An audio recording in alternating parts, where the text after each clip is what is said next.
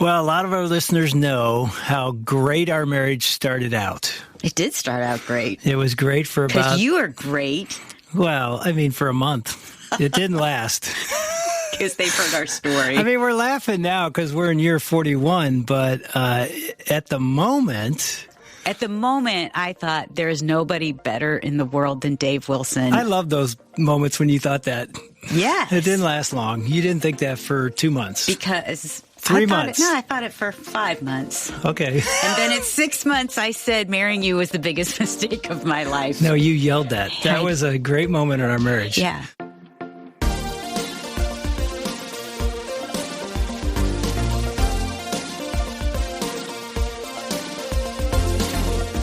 Welcome to Family Life Today, where we want to help you pursue the relationships that matter most. I'm Ann Wilson. And I'm Dave Wilson, and you can find us at FamilyLifeToday.com or on our Family Life app.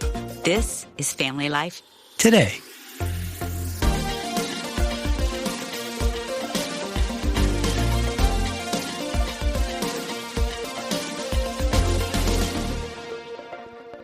The thing is, I feel like most people are unprepared going into marriage of what the reality will be like. And so they get to the point where we were, and maybe it's year 1, maybe it's year 20, but at some point they think, what in the world has happened? And they don't know what to do with that because what we thought was, oh, I married the wrong person. Yeah, and the right person's out there, and when I find them, then it'll work, right? Yeah. But almost every marriage goes through our experience. Mm-hmm. Unfortunately, we made it.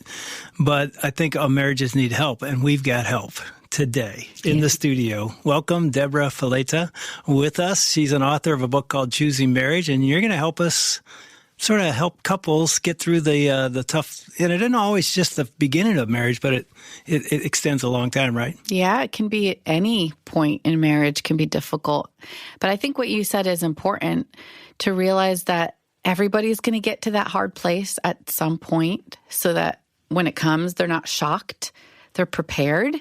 And I think there's hope in that. Mm. So I'm excited to talk about that. Yeah, we're glad you're here. You've not only written Choosing Marriage, you've written 5 books, and there's more to come. But you know about marriage. We got to sit at lunch with you and John. You've got 3 kids. You've got a full life. 4 kids. Surprise number 4. One daughter, right. 3 sons. Uh-huh. And you guys have been married how many years? We've been married 14 years. Okay. And you have a great podcast. Tell us a little bit about that. Yeah, it's called Love and Relationships, and it's a hotline-style podcast. So people call in with their questions, and I answer their questions from my perspective as a licensed counselor. So it's a really fun show. You guys, I'm just saying, like, for the listeners, we had lunch with John and Debra, and we feel like, oh, this is going to be so good for you to even call in with your questions. I'm going to call in sometime. I would love it. That would be the best. Totally you disguise your voice or something so they don't know I'm not. They'll know it's me. Well, tell us this. That's our experience in marriage. Did you guys have a similar journey, you and John? Yeah. I would say very similar in the sense that you go into marriage with rose-colored lenses. Mm-hmm. Like you just feel like this is going to be so easy and this person is amazing and nothing could go wrong, you know? But what's so unique about that and interesting about that perspective, we don't have that approach to any other area of our life. For example, my husband, like we talked about at lunch, is a surgeon. For him to become a surgeon, he had to get 20,000 hours of training. No, actually, we heard he just watches YouTube videos. Yeah. Isn't that what we heard? On top of the YouTube videos, 20,000 hours of training. I had to get 3,000 hours of training to get my license as a therapist. He had to get 20,000 to get his license as a physician. When your kids get their driver's license, they get at least 100 hours of training? Yeah. How many hours of training do we need to get a marriage license? This girl is on my soapbox right now. I've heard my wife say this so many times. Zero. It really is. No training. There is no requirement. And I think the assumption is because we're Christians, we're somehow going to be good at relationships. But we forget there's past baggage, there's issues, there's things that we don't know how to deal with, conflict and communication, and the roots that run a little bit deeper.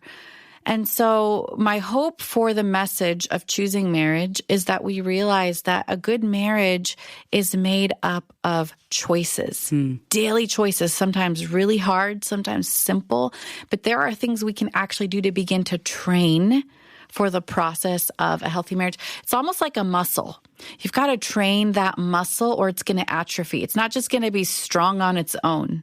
So what does it look like to train that muscle in our marriage? And it is interesting, isn't it, that you said a lot of times as followers of Christ, we think it's going to be easier for us. We actually went to the Family Life Weekend to Remember Marriage Getaway. We went to it 2 weeks before our wedding. That was our training. And it's a fabulous marriage conference. Oh, yeah, but we sat there as an engaged couple, 14 days away, we're getting married. We literally took no notes. You don't think you need them. Yeah, we're like, and all these people are writing notes. We're like, why is their marriages so bad? They must not know Jesus. They must not be as in love as we are. We won't need this. And then you already heard our story. Like several months in, we're like in crisis.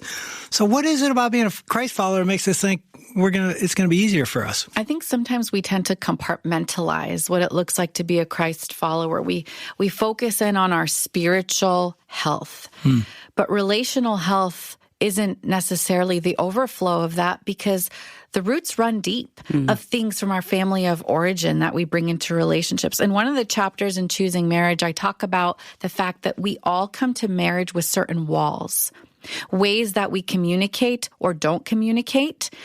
And those walls are not healthy. For example, the wall of withdrawal. Maybe you're in the middle of a conversation, it's starting to get uncomfortable, so your default is to withdraw. This was Dave. Yes, keep going. You don't have to bring that up. I want to withdraw right now. Dave's about to walk out. I gotta go, guys. And you said, John, your husband was like that. Yeah, it's a withdrawal tendency. It's like the inability to deal with these difficult emotions, so it's easier just to kind of withdraw. Hey, Debra, you know what happened? What happened? You probably don't know this about our story. It's in the Vertical Marriage book. But long story short is when we had one of our first fights, I literally walked out of the room and didn't even know that's my tendency. I've done it my whole life. I walk out of the room. Guess what she does? Follows you. I say, come back here and fight me like a man, you chicken. She yells that. That's the chapter title of that chapter in our book.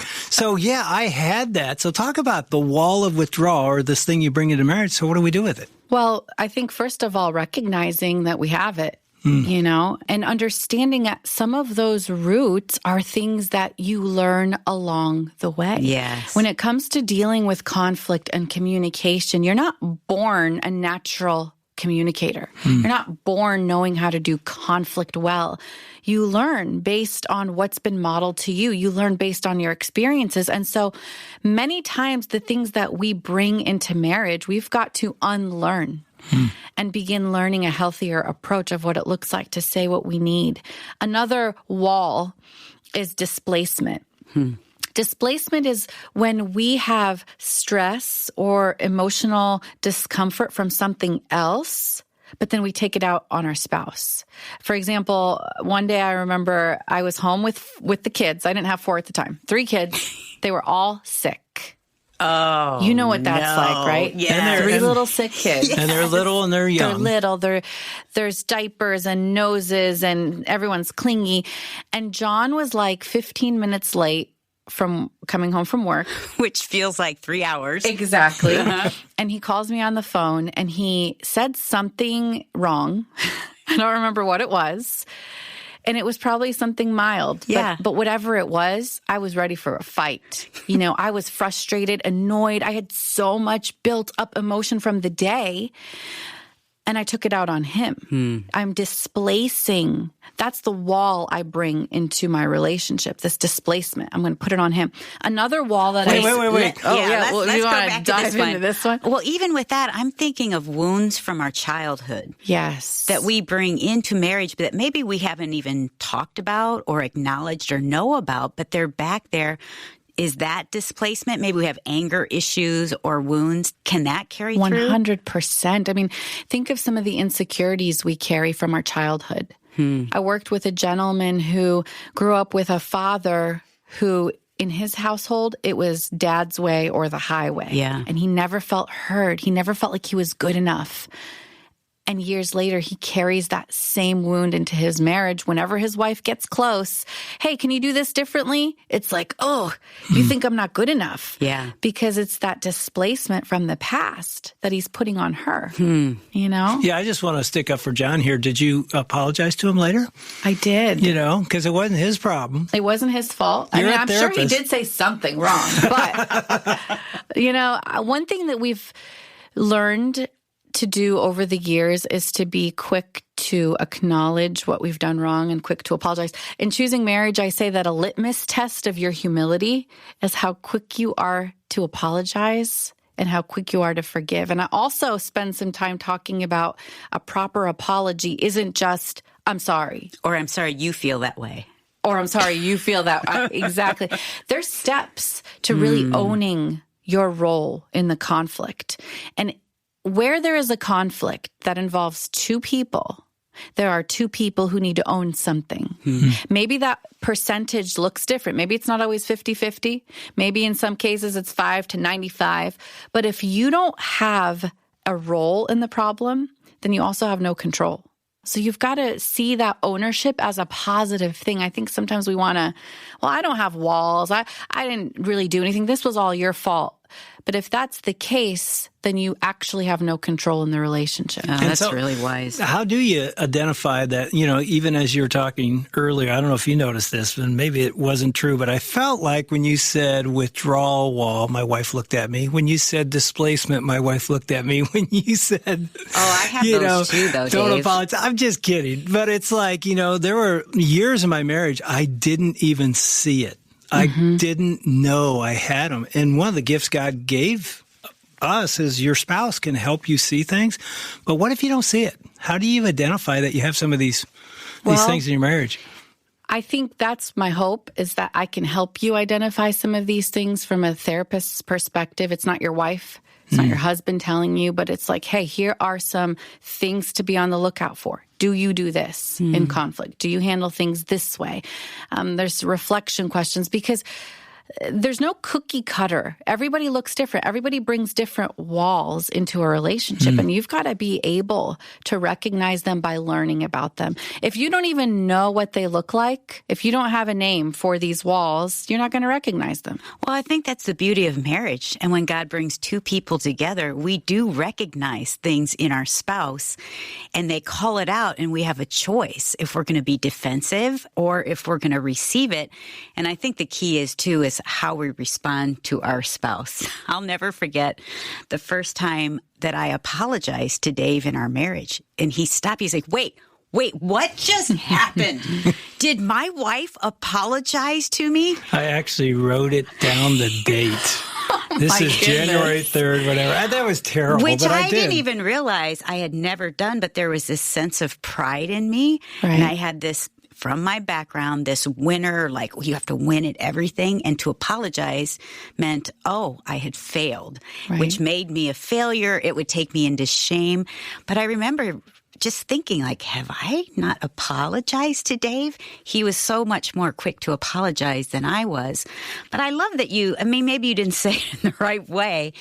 But I think when our spouse can draw attention to like, I'm noticing something, instead of pointing a finger and accusing our spouse in a mad, angry voice, I think just to kind of point things out, that could be really a sweet gift from God. It can be. I think part of the problem is in many marriages, we try to withdraw before we deposit. What do you mean? We call out the things we want them to change, which I consider an emotional withdrawal. Before we've made an emotional deposit of the things we love and appreciate. When your bank account's not filled up emotionally, it is harder to make those withdrawals. Yeah. And so that's an area I think where we all have to be very cautious. It's easier to call out your spouse, but have you filled them up? Have you built them up? Do you have enough in the bank to be able to make this withdrawal, this request, point out this issue that needs to be changed? And I think if we start there, it would make a world of a difference in our relationship. Which is so interesting because when we're dating, we deposit all day long, all the time. And when you get married, you truly see one another. And so I know that it was really easy for me to point out all Dave's flaws without making those needed deposits. I think that's really wise. Don't you wish I would have done that a little more? Well, you know, what is interesting about our journey over 4 decades is she is my biggest cheerleader. There's nobody in my life that believes in me, affirms me. Now, that wasn't always true. That did not happen for the first 10 or so years. But after we had some hard conversations and we understood some of the things you're saying, not perfectly, I'm not kidding. I can't wait to get home. This woman loves me. She believes in me more than anybody. At times I'm like, I'm not that good, honey. But she, you know, and that is a deposit, right? Yeah, absolutely. Yeah, that is. So we have the wall of withdrawal, the wall of displacement. What else? Well, let's talk about one more wall. And that is one that I often see that people don't recognize. Sarcasm and humor. Sometimes you come from a family who their love language is humor and sarcasm, but there's a place for that. And actually, that's one of the things I loved about my husband is he's so funny and witty. But then you realize that that can actually be used as a defense mechanism to keep out the hard conversations. It's like, well, let's just crack a joke. Let's just kind of be light and fluffy and fun without taking the time to go deep and really work on the things that need to be worked on. And so I think that's something that people don't even recognize. But all of these walls, there's many more we could talk about, but I think the key is understanding that we are not victims to these walls. And one of my favorite verses, this is all in just one specific chapter in Choosing Marriage, but one of my favorite things was towards the end of writing that chapter, I was in the Psalms, Psalm 18, with my God, I can scale any wall. And I was like, what a perfect verse to end that chapter with. That's because good. It doesn't matter what you bring to the table from your family of origin. With some work and effort, you can scale those walls. God can help you bring down those walls in your relationship, just like with you guys 10 years in. And for some people, maybe it doesn't even have to take 10 years. Yeah. If we can get to a point where we're intentional and deliberate, the more you know, the better you're going to do in marriage. So as you speak to singles, what are the things that you advise them to do? They may not even know any of these walls or their past history. What's your advice for them? Well, one of my favorite things about this specific book was that I actually did research to back up some of these chapters. The chapters are laid out in choices you can make each day. You know, moving from pride to humility. What does that look like? The walls chapters, they're all kind of laid out as these choices that you can make daily. But I took surveys of 1,000 singles and 1,000 married couples and compared their answers. And then at the end of each chapter, there are reflection questions for couples, but there's also reflection questions for singles. Because I believe that so much heartache can be saved if we start doing the work standing alone. Can you imagine if you can identify your struggles standing alone, what you're going to bring to the table? Oh, yeah. And deal with some of that baggage standing alone. You don't have to wait until you're married to start the training process. That's like joining the Olympics and then deciding to train that day. Who does that? Right. I mean, most of us do that with marriage, Exactly. but that's not how you're supposed to do it. And if anything, we've had training from the culture. Like, think about social media, what that's done. Like, it gives us these expectations. And we all also carry training in from maybe our own families, which aren't always healthy. Exactly. And some of that has to be untrained, unlearned, so that we can learn things the right way. And so I think singleness is the time to begin the process of dealing with the emotional baggage that we carry, recognizing our conflict styles, our walls, what we bring to the table, any hidden sins in our life. I mean, this is the type of stuff that I would love to see this almost like a couples therapy session, whether or not you're married, walking you through some of the most important things you need to work on in the process of choosing marriage. We've always said that too. Like, wouldn't it be cool if we were teaching this in our school systems? Like, how to get along with people. What is your conflict resolution bent? You know, it'd be so good instead of learning some of this long, crazy what did we learn in school? I know. I wish they would. Yeah. But one thing that I found really interesting was that one of the questions I asked singles is, how often do you think married couples spend time in quality conversation in marriage? The majority of singles said hours per week. I mean, it has to be hours per week. Yeah. But the majority of married couples reported 60 minutes or less, and the majority of them actually said it was more like 30 minutes or less per week. Per week, yeah. Of quality conversation. I mean, think about that. Think about the expectations we have going into marriage. Especially for women. Versus the reality. Yeah. We're going to have these long conversations. It's going to be amazing. And then we find our husband watching ESPN all day, and you're thinking, Wait. Not you. Oh, not me, of course. Some other But you're husband. right. We walk in with expectations. Well, what would you say to couples listening right now, and they're stuck? You know, besides get Choosing Marriage and read it and walk through the questions. But a lot of times when we get stuck, we hear this a lot when we're speaking at conferences. The couple, usually one will come up and say, all the stuff you talked about, my husband does. They won't apply it to themselves. They apply it to their spouse. Which is the easier thing to do. And you see it in your spouse. It's hard to see in yourself. You know, talk to that spouse that maybe can't see it. What do you tell them to do? How do they get out of ground zero and take some steps toward choosing marriage? We're so connected in marriage. We're so intimately connected. It's almost like, can you imagine with me 2 gears that are kind of working together, like in a clock? You know, you've got these gears. Think of you and your spouse like 2 gears that are interconnected. Mm-hmm. When you begin to move in the right direction, it naturally causes your spouse to move in the right direction. When you begin to make those deposits, when you begin working on yourself and your responses and your forgiveness and your ability to apologize, when you begin doing the work, it will begin to change the narrative of your relationship, the patterns in your relationship, because it takes 2 to have a pattern of some sort.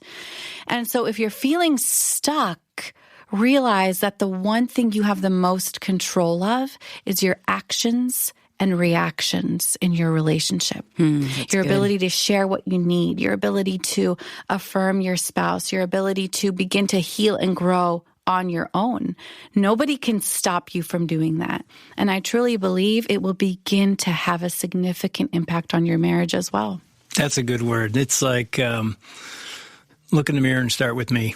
Take your eyes off your spouse, not in a bad way, but in the negative way, in a critical way, and put your eyes on yourself and say, God, change me. And in time, hopefully that'll change my spouse. And I would add, Dave, too, to that is that Jesus is cheering you on. Your spouse may not notice at first, or they may not acknowledge what you're doing at first, but God does. He sees your obedience. He sees you praying. He sees you following him. And I would just add, ask God for help. Because he hears every time we call out, he hears us.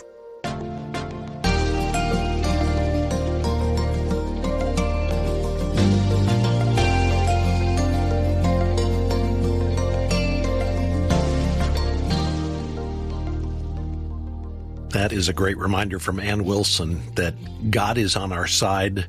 He is cheering us on. As Romans 8 tells us, if God is for us, who can be against us? And in our desire to want to see our marriage be all that God wants it to be, he wants the same thing for us. He wants our marriage to be what he designed marriage to be.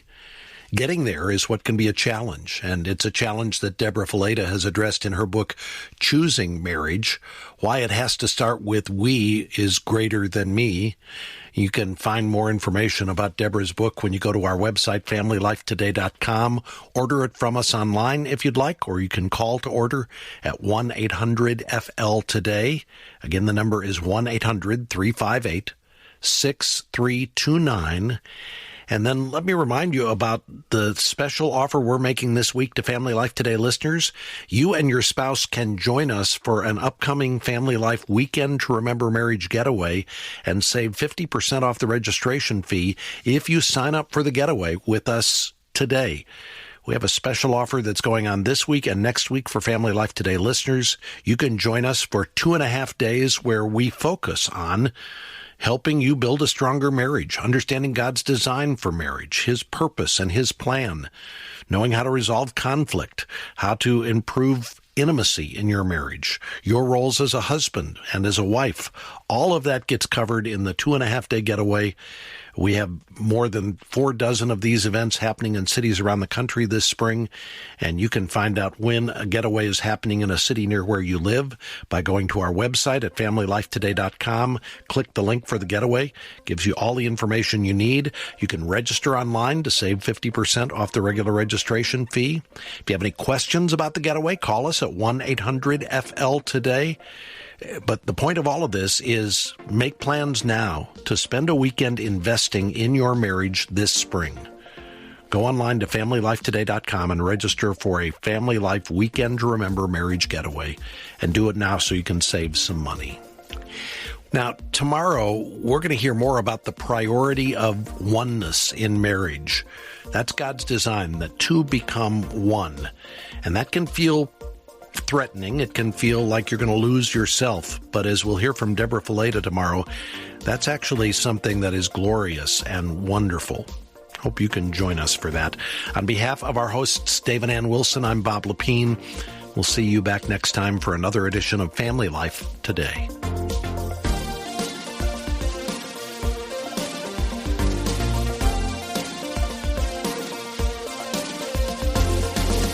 Family Life Today is a production of Family Life, a Cru ministry, helping you pursue the relationships that matter most.